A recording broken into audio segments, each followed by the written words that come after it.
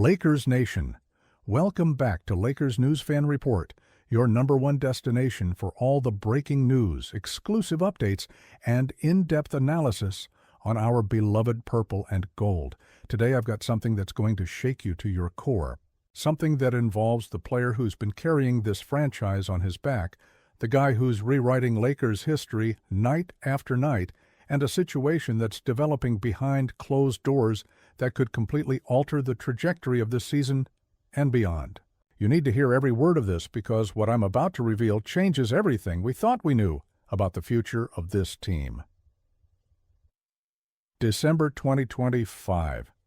The Lakers are sitting at 19 wins and 7 losses, firmly in playoff position, competing for a top seed in the brutally competitive Western Conference. We're watching basketball that feels different, that feels special, that reminds us of those championship years when everything clicked. And at the center of it all is one name that's been on everyone's lips, one player who's putting up numbers that make you do a double take every single night. A player who just dropped 45 points and 14 assists against Utah, who's averaging nearly 35 points per game, who's got Lakers fans dreaming about banner number 18 hanging in Crypto.com arena. But here's what nobody's talking about publicly. Here's what the cameras don't show you, what the post-game press conferences carefully avoid. There's a storm brewing, and it's bigger than any of us want to admit. The kind of storm that doesn't announce itself with thunder and lightning, but with subtle shifts, with conversations that happen in private, with decisions that get made in boardrooms far away from the court. And when this storm hits, it could tear apart everything we've been celebrating. Let me take you back to understand how we got here. The Los Angeles Lakers have always been a franchise defined by their point guards. We've had legends running this team, orchestrating offenses, delivering championships. Magic Johnson revolutionized the position, turned the point guard into a 6'9" maestro who could do everything. Jerry West, Mr. Bird, clutch himself to find what it meant to perform under pressure. These aren't just names in the rafters. These are the standards by which every Lakers guard gets measured. And then came Luka Doncic. When he arrived in Los Angeles, there were questions. Could he coexist with the Lakers system? Would his ball-dominant style mesh with the franchise's expectations? Could a player who'd spent his entire career with another organization truly become a Laker? The skeptics were loud, the doubters were everywhere, and the pressure was immense. But Doncic didn't just answer those questions, he obliterated them. This season, his first full campaign in purple and gold, has been nothing short of spectacular. 34.7 points per game, 8.8 assists, 8.7 rebounds. Those aren't just impressive numbers, those are MVP-caliber statistics, the kind of production that puts you in conversations with the absolute elite of this league. Doncic isn't just playing well.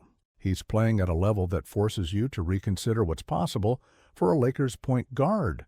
That performance against Utah. 45 points and 14 assists.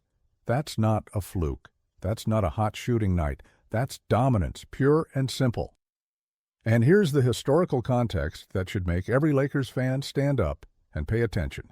With that performance, Luka Doncic now has the most 45-point double-doubles by a point guard in Lakers history.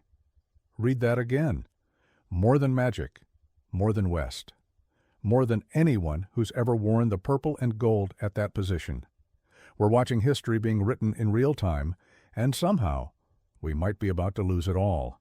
The MVP race this season is tighter than it's been in years. According to the latest rankings, Doncic is sitting third, trailing only Shai Gilgeous-Alexander and Nikola Jokic, third in the entire NBA. For a player in his first full season with a new franchise, that's extraordinary. That's the kind of impact that transforms teams, that changes the entire culture of an organization. The Lakers are 5.5 games behind Oklahoma City for the #1 seed in the West, and the only reason we're even in that conversation is because of what Doncic brings to the floor every single night. He's not just scoring, he's orchestrating, he's making everyone around him better, He's taking over fourth quarters, hitting impossible shots, making passes that shouldn't exist. He's doing everything we dreamed about when we imagined what a true superstar could do in this system. And Lakers fans, rightfully, have been celebrating. We've been posting highlights, debating his place in franchise history, planning championship parades. But while we've been celebrating, something else has been happening. Behind the scenes, there are tensions. Not the kind that make headlines immediately, not the dramatic blow-ups that get leaked to reporters, but the subtle kind. The kind that starts with contract discussions that don't go smoothly.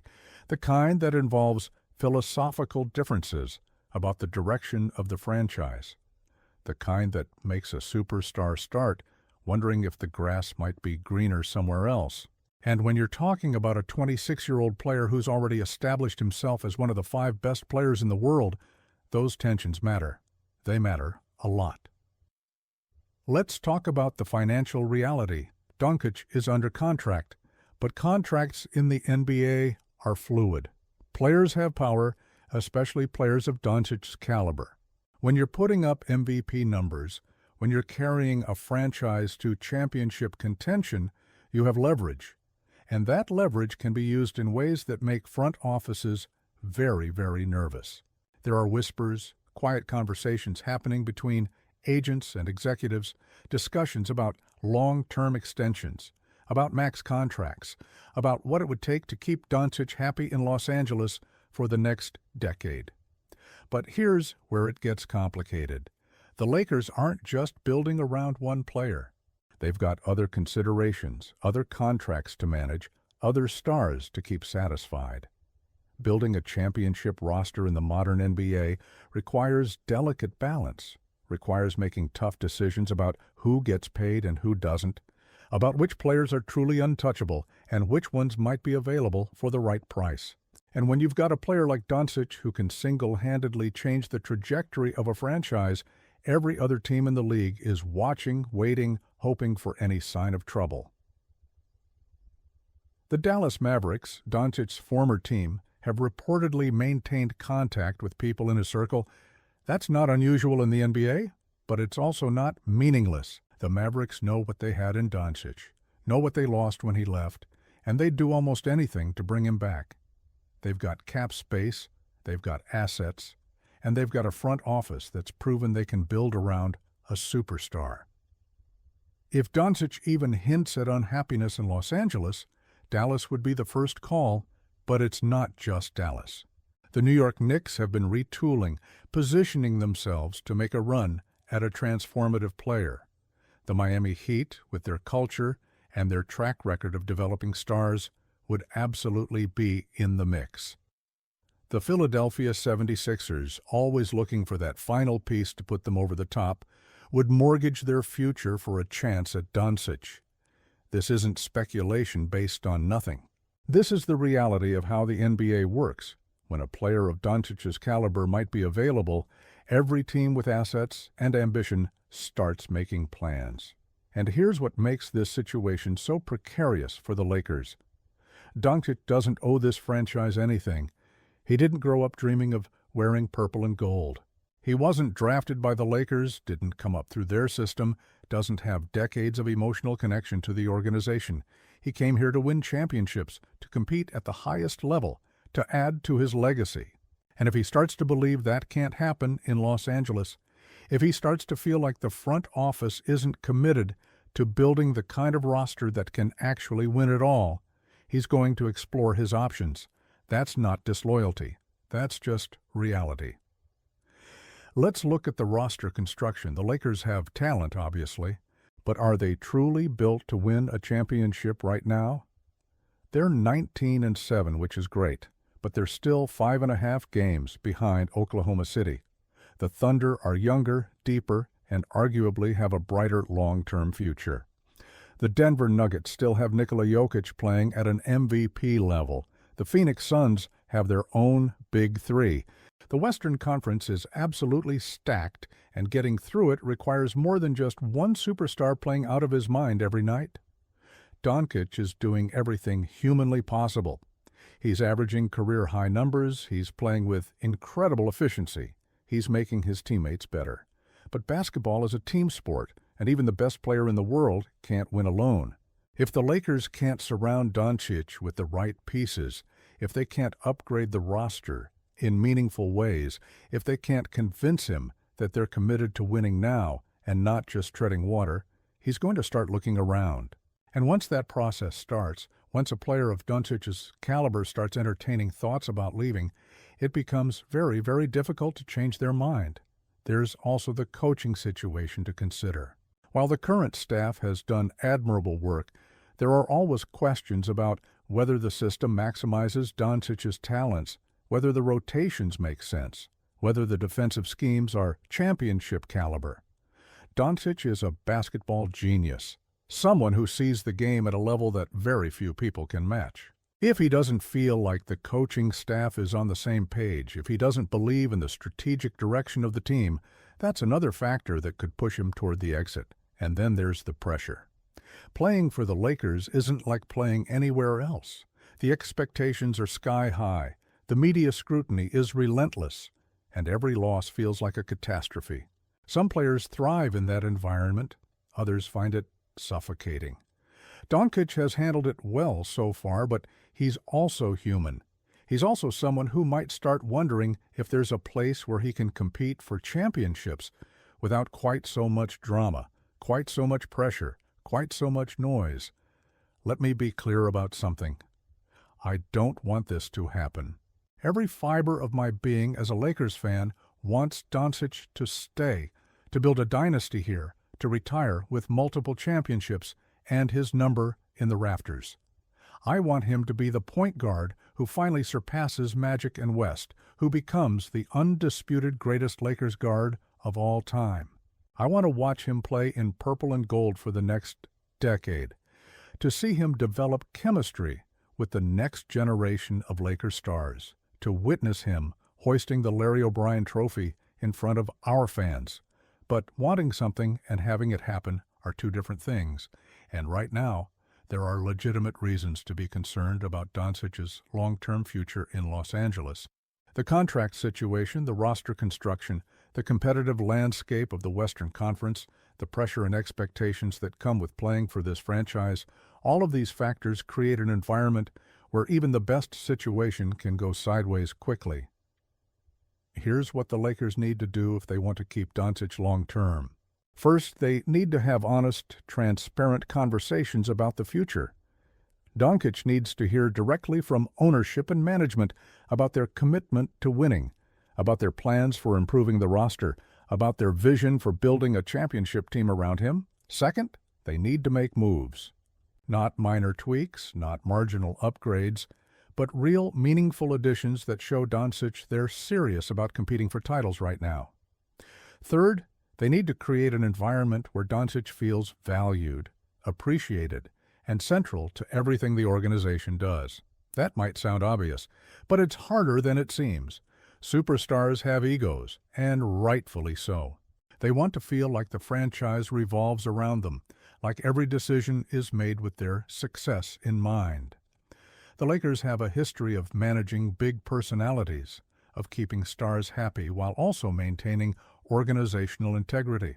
They need to draw on that history now, need to make sure Doncic knows he's not just another player passing through, but the foundation of the next Lakers dynasty. The alternative is too painful to consider. Imagine Doncic in a Mavericks uniform again dropping 40 points on us in Dallas. Imagine him leading the Knicks to a championship, bringing a title to New York while we're stuck in mediocrity. Imagine him teaming up with another superstar somewhere else, building the kind of dynasty that should have been built here in Los Angeles. Those scenarios aren't just hypothetical. They're real possibilities if the Lakers don't handle this situation perfectly. And that's what makes this moment so critical. We're watching one of the greatest Lakers seasons in recent memory. We're seeing a player put up historic numbers, break franchise records, compete for MVP honors. We should be celebrating unequivocally, should be planning for a decade of dominance. Instead, we're sitting here wondering if this might be the only season we get to enjoy Luka Doncic in purple and gold. That's not pessimism. That's realism based on how the NBA works, based on the factors I've laid out, based on the subtle signs that something might not be quite right behind the scenes. I'm choosing to be optimistic because that's what Lakers fans do. We believe in our franchise, in our history, in our ability to attract and retain the best players in the world. We've seen superstars come and go. We've seen dynasties built and rebuilt. And we've always found a way to remain relevant, to remain competitive, to remain the gold standard of NBA franchises. I have to believe that the same will be true with Doncic, that the front office will do whatever it takes to keep him here, to build around him, to give him every reason to want to spend the prime of his career in Los Angeles. But belief isn't enough. Action is required. Decisions need to be made. The Lakers are at a crossroads, and the path they choose in the coming months will determine whether we're celebrating championships with Doncic or watching him dominate from afar. This is the most important moment for this franchise since the championship run in 2020, and how we handle it will define the next decade of Lakers basketball. So here's my question for you, Lakers Nation. Do you think the front office will do what it takes to keep Luka Doncic long-term? What moves would you make to convince him that Los Angeles is where he should build his legacy? And if the unthinkable happens, if Doncic does leave, how do we rebuild and move forward? I need to hear your thoughts in the comments below because this is the conversation that matters most right now. If you want to stay on top of every development with Luka Doncic and the Lakers, if you want the analysis and insights that go beyond the surface-level coverage, make sure you're subscribed to Lakers News Fan Report and hit that notification bell. I'm bringing you the real story, the context, the information you need to understand what's actually happening with this franchise. Drop a like if this analysis resonated with you, share this with your fellow Lakers fans, and I'll see you in the next one. Lakers Nation, let's hope we're worrying about nothing and that Doncic is here to stay, purple and gold forever.